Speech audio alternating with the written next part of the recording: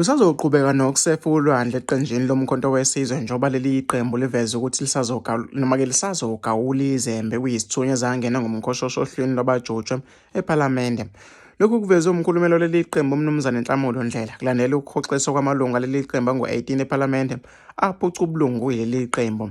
Sekuya ngamagama enkehle njengoba umholi waleli qembu uMnumzane Jacob Zuma ubelishumayele lokuthi basazoshintsha uhlu lwabantu abajutshwe ePhalamende.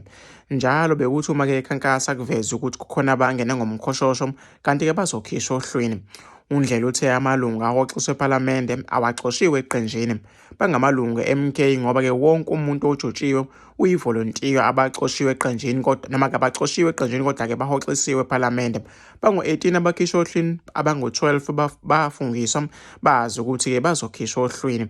Abayisithupha bazange bafungiswe ngenxa yezizathu ezehlukene okubalwa ukugula nezinye, kanti-ke bonke bahoxisiwe.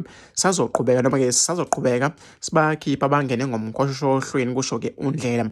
Uthe ohlwini labantu noma-ke ohlwini abantu ababefaka izihlobo, abangani kanjalo-ke nomakhelwane babo. Besilokhu sisho ukuthi-ke sifuna zonke izinhlaka zomphakathi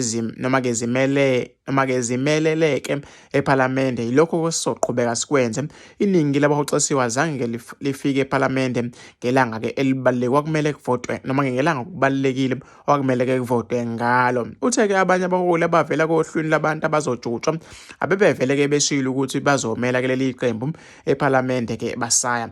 Sinabaholi abafana-ke noMnumzane Brian Molefe, uSiyabonga Gama, uLucky Montana nabanye. Balinde-ke iPhalamende ukuthi libazise ukuthi bazofungiswa nini. Silandele zonke-ke izinhlelo zangaphakathi eqenjini ukuhoxisa nokujuba amalungu amasha MK ePhalamende abahoxisiwe baziswa-ke noma-ke baziswa-ke ngalesi sinqumo. Uveze ukuthi-ke kunozinze eqenjini akukho-ke okuntenga noma kutenga kobuholi. Vele-ke uma-ke usaphembe iqembu kuba-ke nezinkinga kodwa-ke ayikho inhlekelele eqenjini. Uzinzo-ke likhona kumkhonto wesizwe njengoba-ke ubuholi obukhona ngobesikhashana. Okhulumela iPhalamende uMnumzane Moloto Motshapa uvumile ukuthi-ke usomlomo wePhalamende wayithola-ke incwadi evela kwi-MK yokuhoxisa-ke amalungu alo noma-ke amalungu ePhalamende.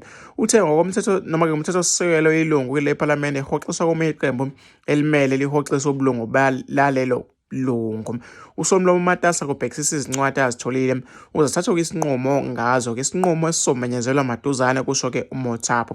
Leli qembu-ke sanakuhoxisa esikhundleni obengunobhala jikelele walo uMnumzane Ada Zwane. UZwane uhoxiswa nje wake wakhonjwa-ke indlela ngaphambilini kwabuye kwaba-ke negwiji wabuya. Mina ngizofisa ukuthi ngizovula khona umbono wakho ukuthi wena ucabangani-ke ngalolu daba. Hlangana lapha kwi-comment section.